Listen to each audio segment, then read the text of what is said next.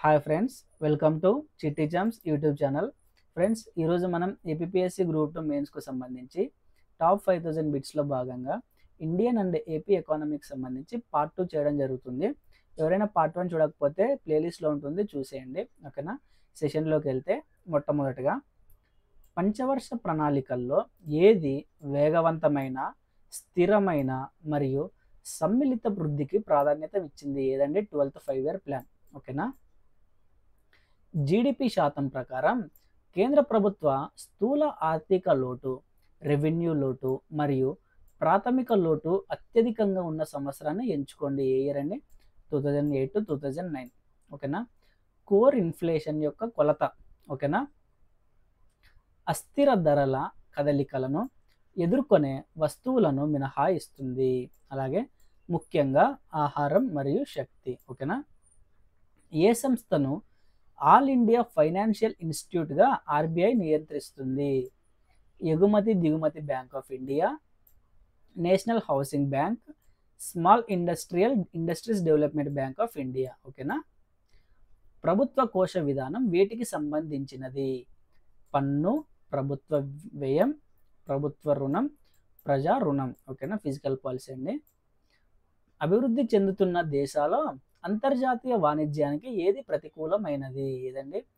ప్రాథమిక ఎగుమతులు మరియు తయారు చేసిన వస్తువుల దిగుమతి. ఓకేనా? తయారు చేసిన వస్తువుల దిగుమతి.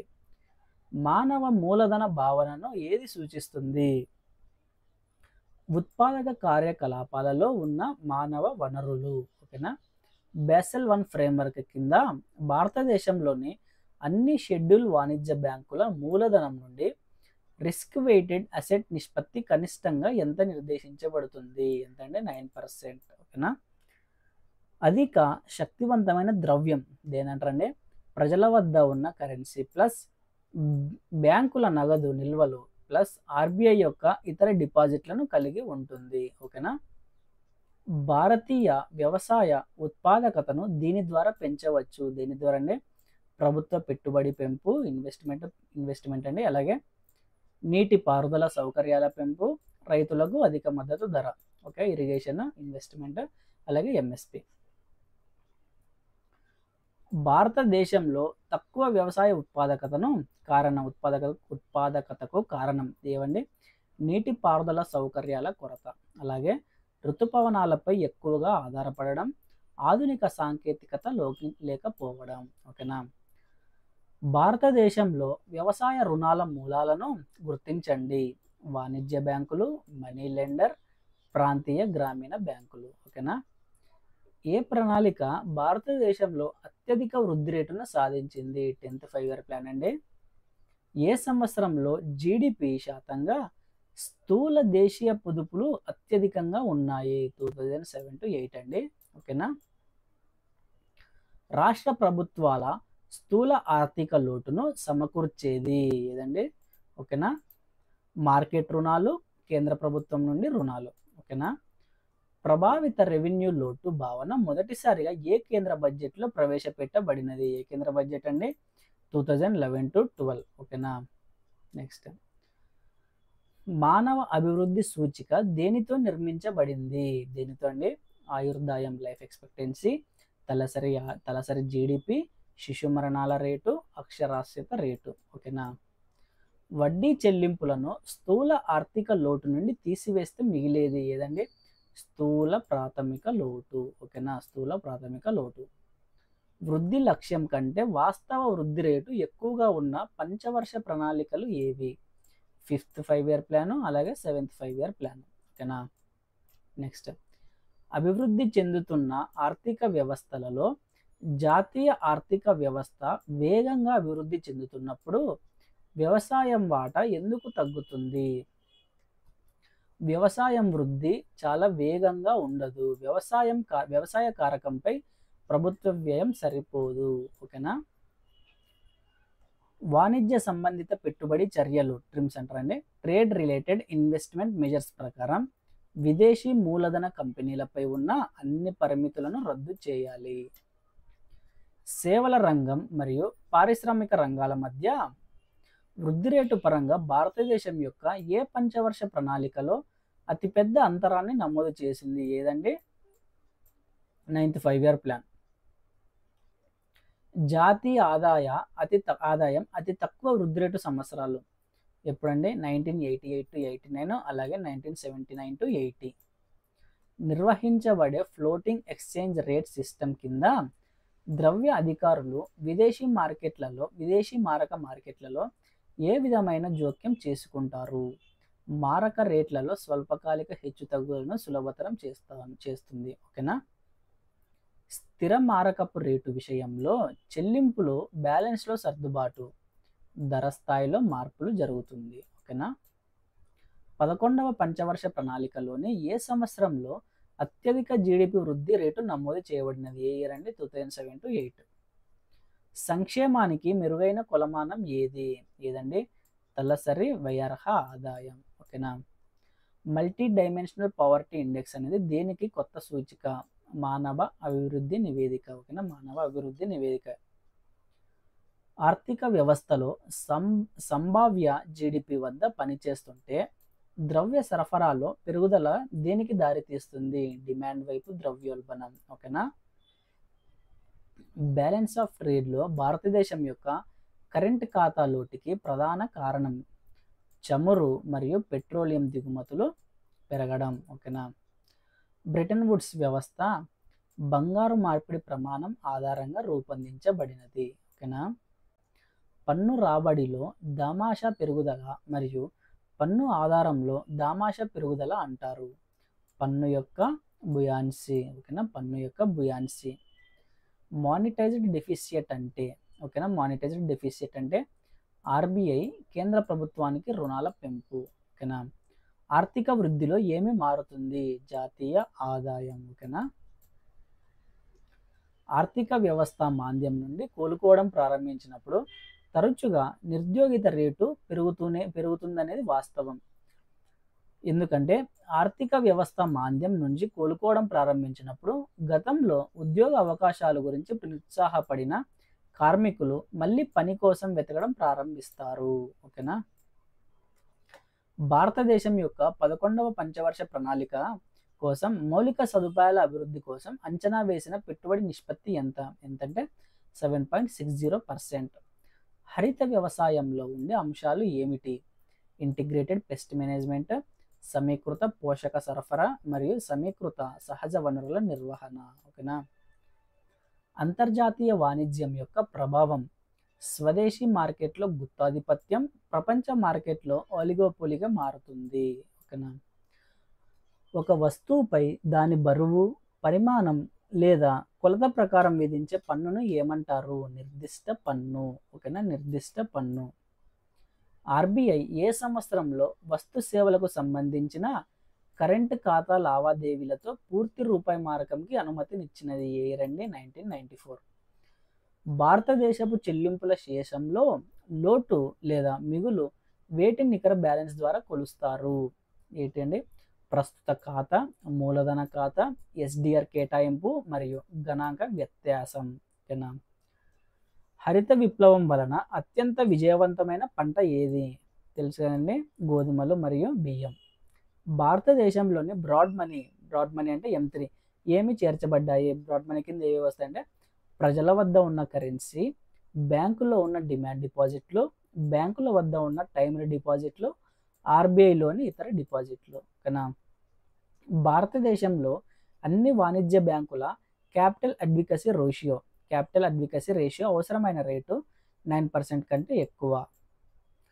పన్ను యొక్క ఉపాంత రేటు ఉన్నప్పుడు ఒక పన్ను ప్రగతిశీలమైనదిగా ఎప్పుడు చెప్పబడుతుంది? సగటు రేటు కంటే ఎక్కువగా ఉన్నప్పుడు. ప్రచన్న నిరుద్యోగం సంబంధించి ఇది పొదుపు సామర్థ్యాన్ని కలిగి ఉంది. ద్రవ్యోల్బణం ప్రతి చోట మరియు ఎల్లప్పుడూ ద్రవ్య దృగ్విషయమని చెప్పిన వారు ఎవరండి?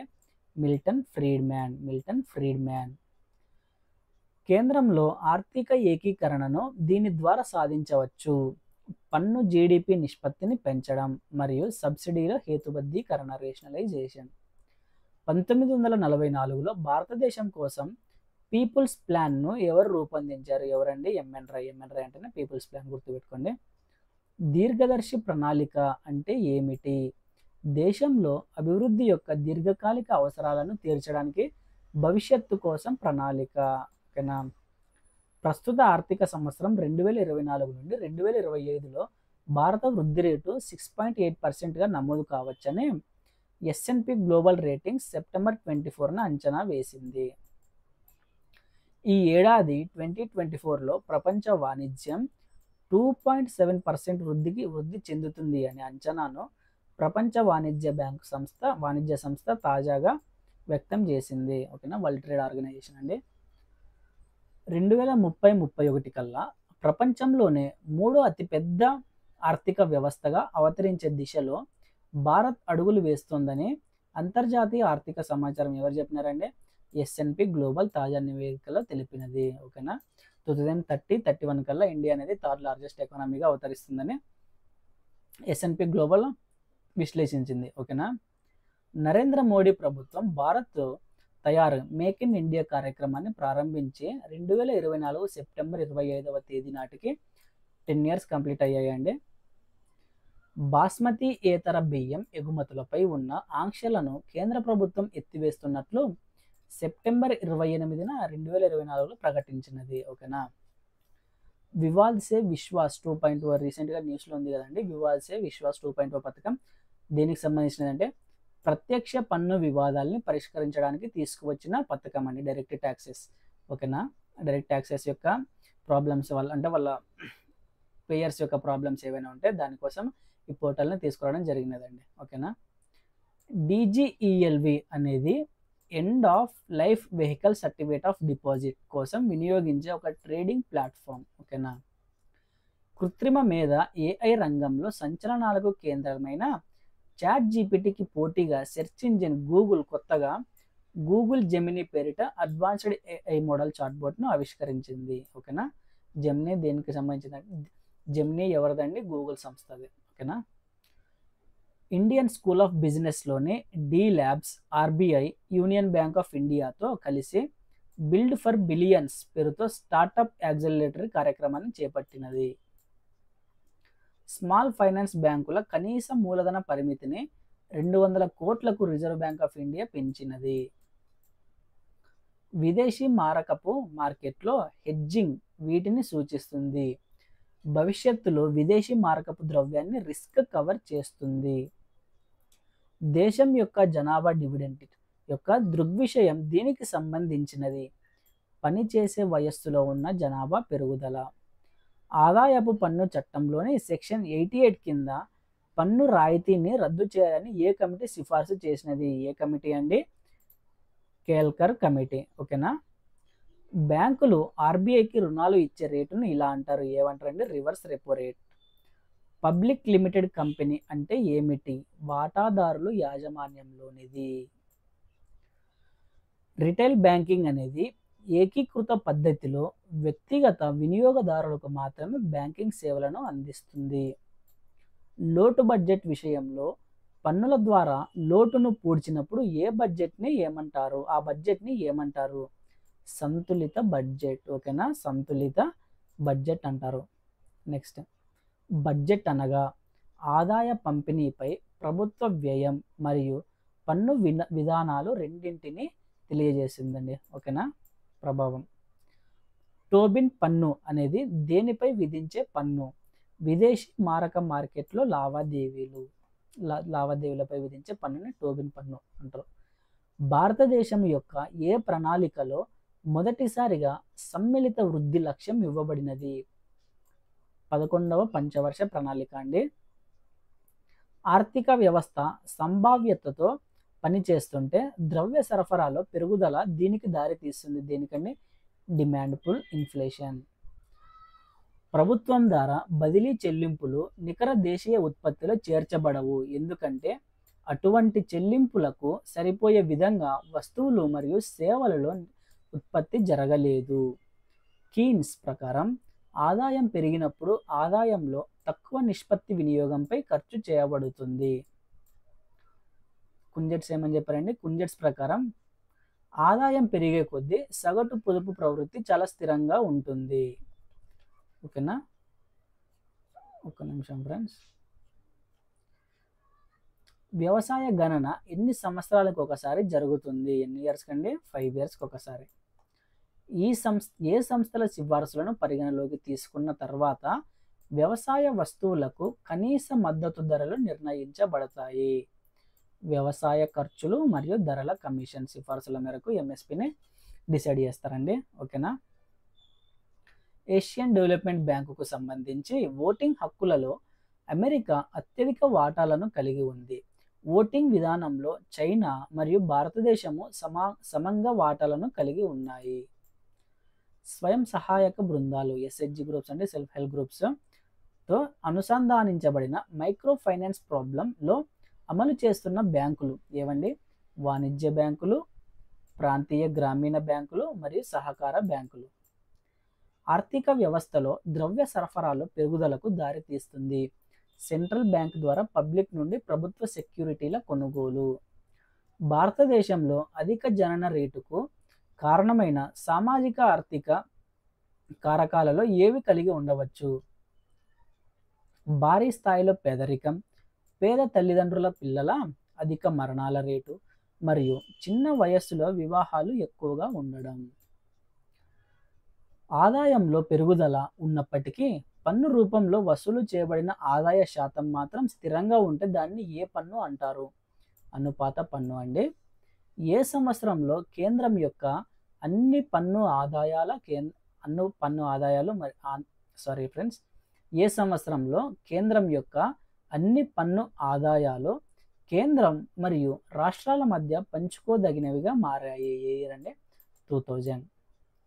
భారతదేశంలోని రాష్ట్ర ప్రభుత్వాలు తమ స్థూల ఆర్థిక లోటును వీటి ద్వారా భర్తీ చేసుకుంటాయి. మార్కెట్ రుణాలంటే మార్కెట్ బారోయింగ్స్. విదేశీ మారక ద్రవ్యం యొక్క అత్యంత అస్థిర ప్రవాహం ఏది? విదేశీ పోర్ట్ఫోలియో పెట్టుబడి, ఫారిన్ పోర్ట్ఫోలియో ఇన్వెస్ట్మెంట్ అండి. స్వేచ్ఛ అంతర్జాతీయ వాణిజ్యం వలన ఏ పరిశ్రమలలో స్వల్పకాలిక నిరుద్యోగాన్ని సృష్టించే అవకాశం ఉంది? పోటీ పరిశ్రమలను దిగుమతి చేసుకోవడం. చెల్లింపుల శేషం క్యాపిటల్ ఖాతాలో ఏది చేర్చబడుతుంది? ఏదండి? విదేశీ రుణాలు మరియు విదేశీ ప్రత్యక్ష పెట్టుబడి. సమీప ద్రవ్యం అనేది సరిగ్గా ఇలా నిర్వచించబడింది. ఎలా అంటే నిల్వ చేయడానికి వీలు కలిగి స్వల్పకాల నోటీసు వద్ద మారక మాధ్యమంగా ఉపయోగపడేదే విలువల నిధి. 12వ పంచవర్ష ప్రణాళిక ప్రధాన లక్ష్యాలండి, టార్గెట్స్. వేగవంతమైన, సుస్థిరమైన మరియు మరింత సమ్మిళిత వృద్ధి. చెల్లింపులు స్టేషన్లో లోటును దీని ద్వారా సరిదిద్దవచ్చు. దేని ద్వారా అంటే వడ్డీ రేటు పెరుగుదల ద్వారా. ఇంటర్నేషనల్ ట్రేడ్ డంపింగ్ అనేది ఒక వస్తువును విదేశీ మార్కెట్లో చౌకగా విక్రయించడం మరియు దేశీయ మార్కెట్లో ఖరీదైనదిగా అమ్ముకోవడం. ఓకేనా? వాస్తవ నిరుద్యోగిత రేటు సహజ నిరుద్యోగిత రేటు కంటే తక్కువ ఉన్నట్లయితే ద్రవ్యోల్బణం రేటు పెరుగుతుంది. ఓకేనా? భారతదేశంలో ప్రతిపాదిత జిఎస్టి ఏర్పాట్లకు సంబంధించి కేంద్రం మరియు రాష్ట్ర పన్నులు 2 పాయింట్ ఆఫ్ సేల్ వసూలు చేయబడతాయి. ఆర్బీఐ కరెన్సీ నోట్లను 10,000 విలువ వరకు ముద్రించవచ్చు. సూచనాత్మక ప్రణాళిక ఆలోచనను భారతదేశం యొక్క ఏ పంచవర్ష ప్రణాళికలో మొదటగా స్వీకరించారు? ఏ ప్లాన్ అండి? 8th 5-year plan. ప్రాథమిక లోటు దీని ద్వారా కొలవబడుతుంది. ద్రవ్య లోటు మైనస్ వడ్డీ చెల్లింపులు. వాంఛనీయ జనాభా ఉండే స్థితి ఎప్పుడు ఉంటుంది? తలసరి ఆదాయం గరిష్టంగా ఉన్నప్పుడు. భారతదేశంలో వ్యవసాయ వృద్ధి రేటు సంవత్సరానికి 4% భావించినట్లయితే జీడిపికి వ్యవసాయ రంగం యొక్క 20% సహకారంతో దేశం యొక్క జీడిపి వృద్ధి రేటులో వాటా ఎంత? 0.8%. రిజర్వ్ బ్యాంక్ ఆఫ్ ఇండియా నగదు నిల్వలో నిష్పత్తి పెంచుతున్నట్లు ప్రకటించినప్పుడు దాని అర్థం ఏమిటి? వాణిజ్య బ్యాంకులకు రుణం ఇవ్వడానికి తక్కువ డబ్బు ఉంటుంది. ప్రాంతీయ సమగ్ర ఆర్థిక భాగస్వామ్యం అనేది ఏ సభ్యుల మధ్య ప్రతిపాదిత స్వేచ్ఛ వాణిజ్య ఒప్పందం? ఏషియన్ కంట్రీస్ అండి. ద్రవ్యోల్బణం ప్రతి చోట మరియు ఎల్లప్పుడూ ద్రవ్య దృగ్విషయం అనే ప్రకటనను ఎవరు చేశారు? మిల్టన్ ఫ్రీడ్మన్ అండి. ఆర్థిక వృద్ధిని సాధించడం వల్ల వ్యవసాయ రంగంలో పనిచేసే శ్రామిక శక్తి ఏమవుతుందండి? తగ్గుతుంది. ఓకేనా? ఇవి ఫ్రెండ్స్ ఇవాల్టి ఇంపార్టెంట్ బిట్స్ ఎకనామిక్స్ సంబంధించి. అలాగే నెక్స్ట్ కూడా ఇంకా చాలా బిట్స్ వస్తాయి. అన్ని సెక్షన్‌కు సంబంధించి 5000 బిట్స్ కవర్ చేయడం జరుగుతుంది. అందరూ ఛానల్‌ని సబ్స్క్రైబ్ చేయండి. అలాగే మీ అభిప్రాయాలను కామెంట్ రూపంలో తెలియజేయండి. అలాగే వీడియోకి లైక్ చేయండి. మీరు లైక్ చేయడం వల్ల మాకు మోటివేషన్ అవుతుంది. అలాగే వీడియో రీచ్ కూడా పెరిగి మన ఛానల్ గ్రో అవుతుంది. అందరూ లైక్ చేస్తారని కోరుకుంటున్నాము. ఓకేనా? Thank you friends.